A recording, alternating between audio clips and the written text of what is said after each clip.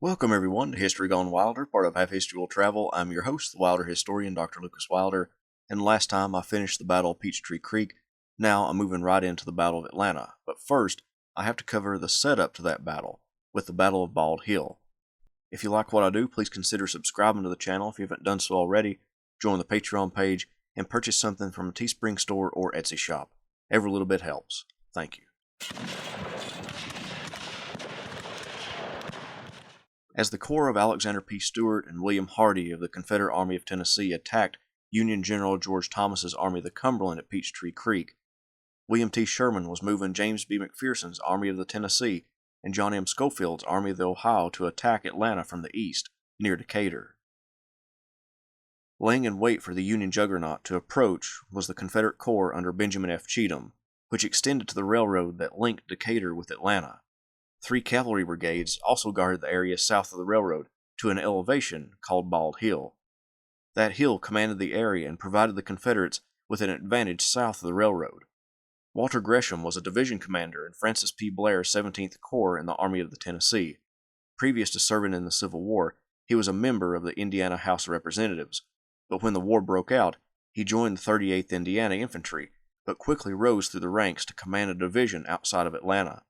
He was a dependable commander, and as the 17th Corps was organizing in front of the Confederate position, he went to Benjamin Pott's brigade to observe the terrain in their front in preparation for an advance on the evening of July 20th. As he stood there, a bullet from a Confederate gun on Bald Hill shattered his tibia 3 inches below the knee. He refused amputation, so the doctors simply removed bone fragments the best they could. With Gresham wounded, the division went to Giles A. Smith. Blair came to examine the terrain for himself and saw that Bald Hill needed to be taken if a successful assault was to be made against the Confederate line. So he chose Mortimer Leggett's division to assault the hill and sent a staff officer to inform Leggett to attack immediately.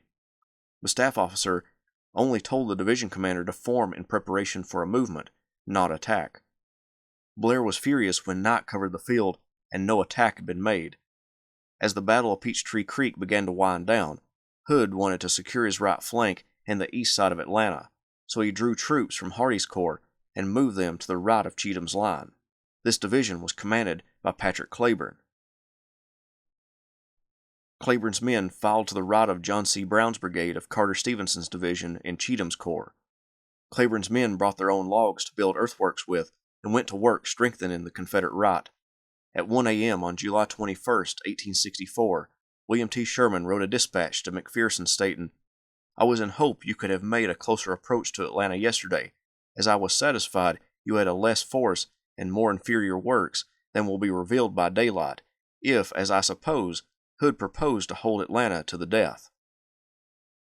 The next day, after the slight rebuke from Sherman, McPherson determined to take Bald Hill. The hill was cleared for about 200 yards north to south of all its trees, which fed the Confederate government bakery in Atlanta. The only house on the hill belonged to Henry Spear, a former soldier in Robert E. Lee's Army of Northern Virginia, who returned home from service in that army and supervised the cutting of the timber that gave the hill its appearance. Later that morning at 7 a.m., Leggett chose Brigadier General Manning F. Force's brigade to capture Bald Hill. By 8 a.m., Force's brigade stepped off toward Bald Hill and the Confederate cavalry guarding it. After going through a cornfield and a brook, the Union soldiers stopped, fixed bayonets, and then advanced at the double quick, driving the rebel cavalry off the eminence. Giles Smith's division, to the right of Leggett, advanced to cover their comrades' right, but they ran into the veteran division of Cleburne and were pinned down and eventually thrown back. It was a quick but brutal little battle. The Union lost 728 men in a short amount of time. No reports are available for the Confederate cavalry under Wheeler, who gave way to Force's brigade, so the only indication of Confederate casualties comes from Cleburne's division. He lost 234 men from what his brigadiers said. Most of the casualties came from artillery fire. Although it was a small battle, it had great implications. It resulted in the Confederates pulling away from their outer defensive line of Atlanta and withdrawing towards the city, and it also forced Hood to make another move.